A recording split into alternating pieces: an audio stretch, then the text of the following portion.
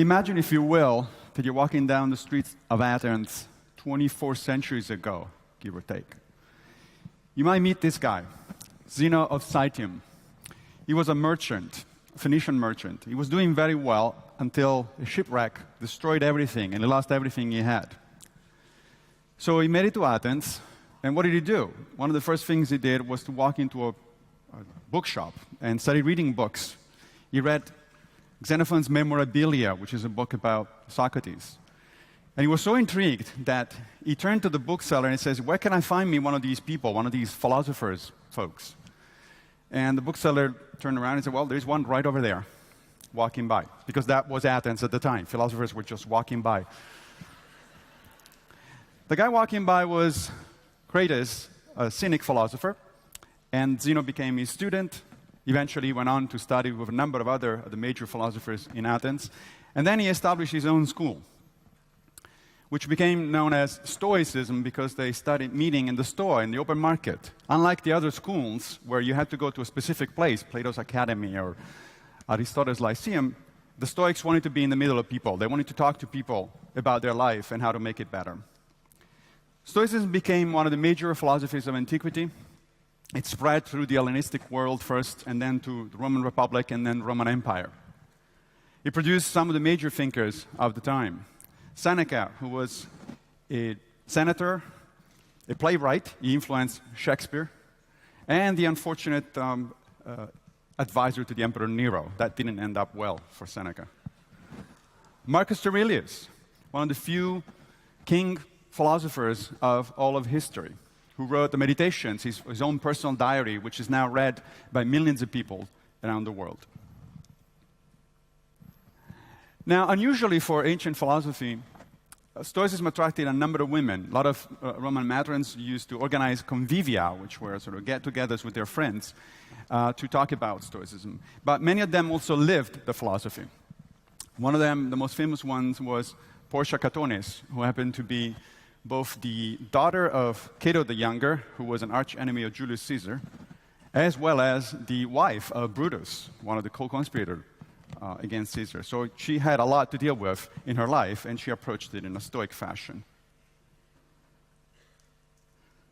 Now, Stoicism, like all ancient schools of philosophy, eventually died down or was closed with the rise of Christianity, but it kept influencing people throughout the following 2 millennia.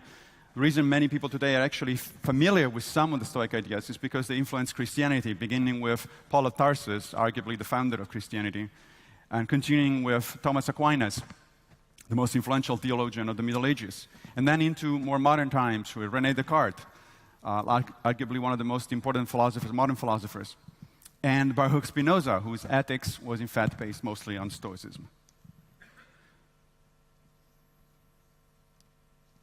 But enough about the history. What is Stoicism about? Well, the first thing is, it's based on a crucial premise that we should live our life according to nature.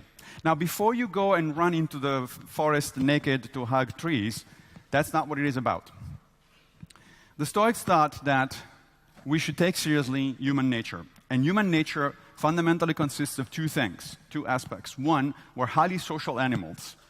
We can survive on our own if we have to, but we only thrive in groups of people. We only thrive when we have healthy social networks. And two, we're capable of reason. Now, as you know, that doesn't mean that we're reasonable all the time. In fact, on the contrary, we struggle for that. But we are capable of reason. For the Stoics, it followed that the best kind of human life you can actually have is one in which you apply your reason, your intelligence, to improve social living, to improve everybody else's life. There are two fundamental pillars of Stoic philosophy, which we will see in a minute apply very practically to our life. One is the four cardinal virtues: practical wisdom, courage, justice, and temperance. Practical wisdom is the knowledge of what is good for you and what is not good for you. Courage is not just physical, but especially moral. The courage to stand up and do the right thing. Justice is what tells you what the right thing is, how to interact with other people, how to treat other people. And temperance is the idea that you should always do things in right measure, not overdo them, no underdo them. The second pillar is called dichotomy of control. This is the very basic idea that some things are up to us and other things are not up to us. that you can divide everything you do into these two categories and only worry about the first one and not the second one. For instance, I came here thinking that I could control the slides. As you've seen, that's outside of my control. Do I worry about it? No. Let me introduce you to Epictetus. He was one of the most important Stoic philosophers of antiquity. He was a slave. He was born in Hierapolis, in modern-day Pamukkale in Turkey. He was acquired. In fact, his name means acquired. We don't know his real name. Epictetus just means acquired. And brought to Rome to the court of the Emperor Nero, where he did pretty well. Eventually, he was freed, and he was a bright guy, so he started going to the streets of Rome, preaching Stoicism. And for his troubles, he got punched on the nose. So he figured that wasn't a good approach. It was in his power to change the approach, so he started over and he established his own school, which was very successful, until the Emperor Domitian kicked out all the Stoics out of Rome because he did not appreciate their speaking truth to power, as we would say today. So Epictetus moved and went to Nicopolis, northwestern Greece, re-established his school, and became one of the most famous teachers of antiquity. The reason I like Epictetus is because he's blunt and he has a sarcastic sense of humor. And I'll give you a taste of this in a second. Here's what he says in the Discourses. I have to die. If it is now, well, then I die now. If later, then now I will take my lunch, since the hour for lunch has arrived, and dying I will tend to later. Don't worry about death, worry about lunch. Because you know you're going to die, and that's not under your control. Lunch, on the other hand, is under your control.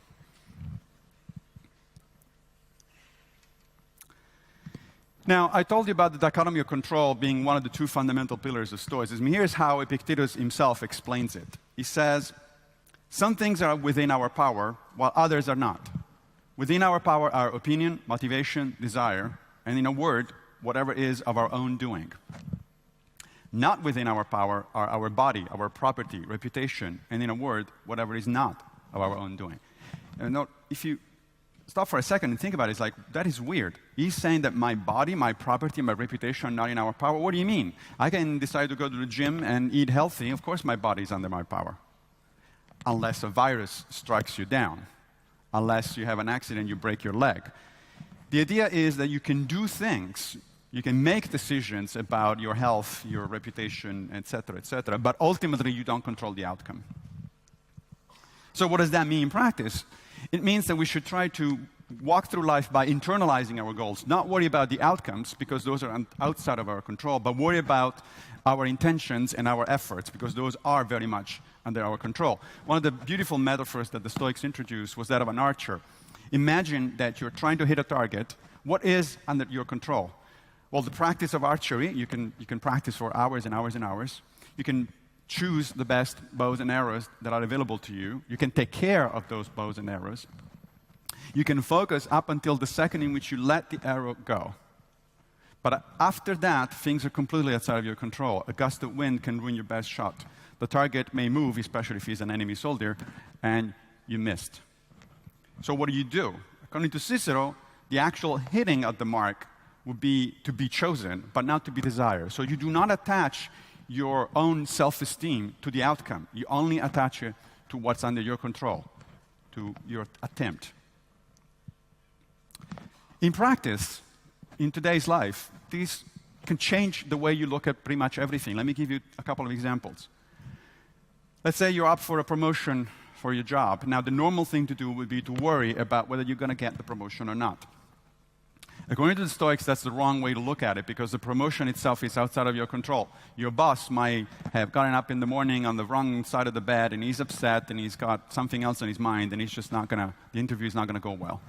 Or maybe there is somebody else who actually deserves the promotion better than you do, even though you did well. And again, that's not up to you. What is up to you, of course, is to prepare the best you can for your interview, to put together the best resume as possible, to work really hard to actually, in fact, deserve that promotion.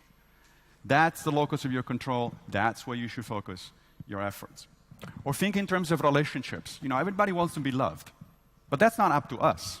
It's up to the person who may or may not love us. What's up to us is to be the most lovable person, to be affectionate, to be there for them. Whether they decide to stick with us or not under our control.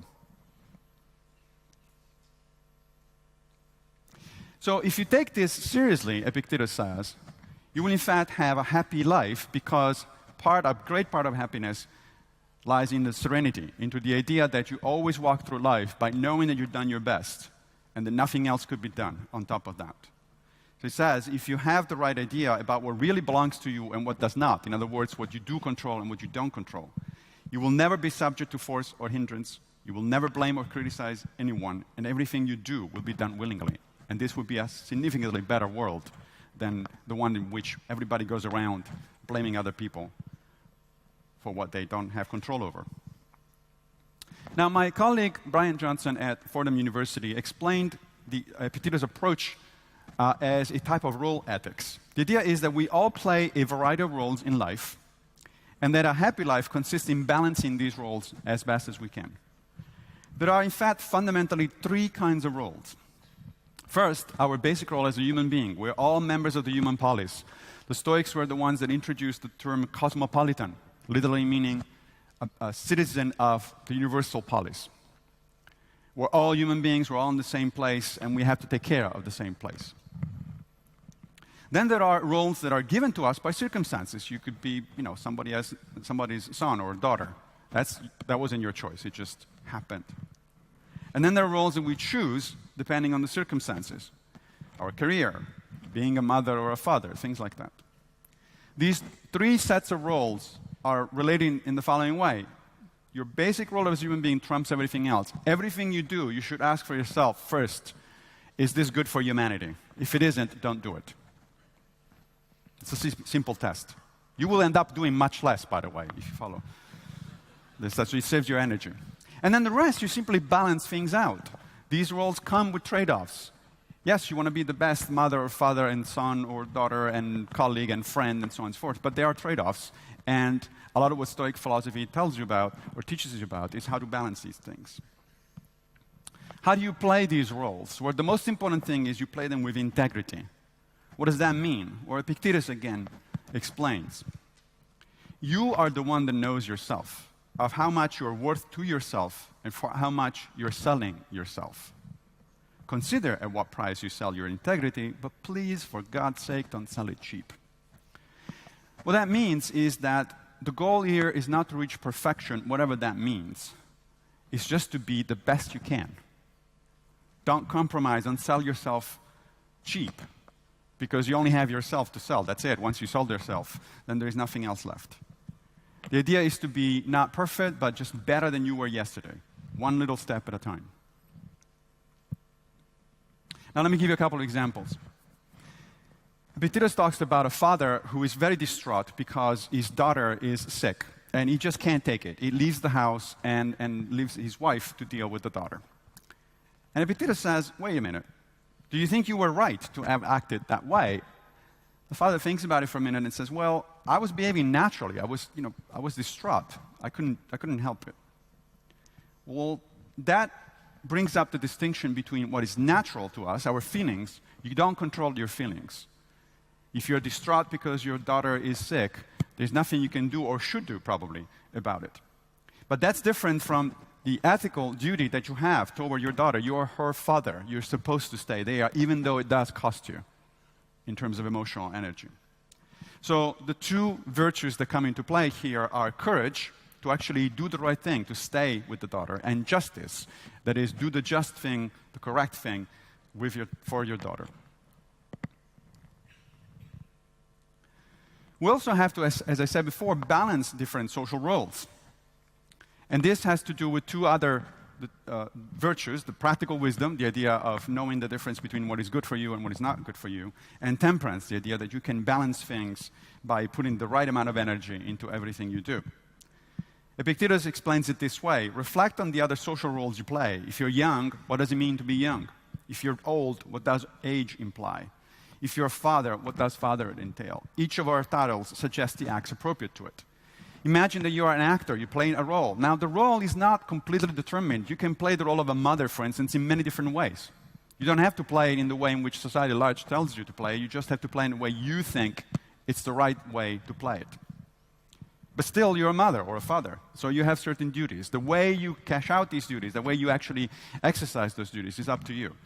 But you do have them.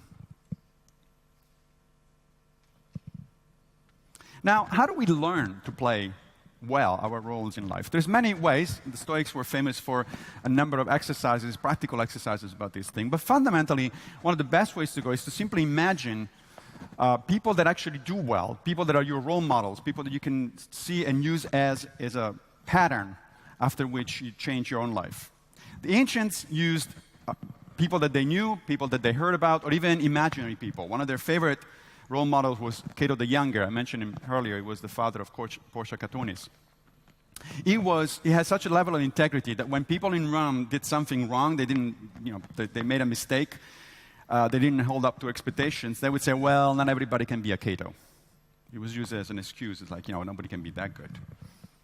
Well, right, but you can try. One of the favorite ancient role models was Odysseus, who gave up immortality twice and endured 10 years of traveling just to get back home, to get back to his wife and to his child. But there are also modern role models, and there's a lot of them to pick from. Some of my favorites are Nelson Mandela, who, as we know, spent more than 20 years in prison fighting the apartheid regime. And he was very angry, understandably, during that period. But one of the changing points in his life was when one of his fellow inmates smuggled in a copy of Marcus Aurelius' Meditations. Mandela read it and understood that the way forward was not through anger or hatred, but on the contrary, by extending a hand also to the people, even to the people who were his captors and his tormentors. And that changed his life and changed the life of the people of South Africa. Another one of my favorite role models is Susan Fowler, who a couple of years ago came out and stood up to the Uber Motor Company to denounce their sexual harassment culture that was widespread at the time. She risked a lot personally in terms of career, in terms of friendships. And she did it from a Stoic perspective. I happen to know Susan, and she is in fact a practicing Stoic. My favorite role model at a fictional level is Spider-Man, who famously said that with great powers come great responsibility. Well, we don't have great powers, we're not superheroes, but we do have power. We have the power of exercising choices. And that power comes with the responsibility of exercising the best choice we can possibly make. So the general idea, according to Epictetus, is that just like actors in the ancient world, in ancient Greece, we wear a number of masks, and we change them continuously. The same actor would come out on stage and wear a different mask, and the mask will tell the audience which character he was playing at the moment, and it would remind the actor himself that he was now playing a different character. And the idea is that a happy life is in fact a life well-balanced, where you play all these roles as the best actor you can possibly be. Thank you very much.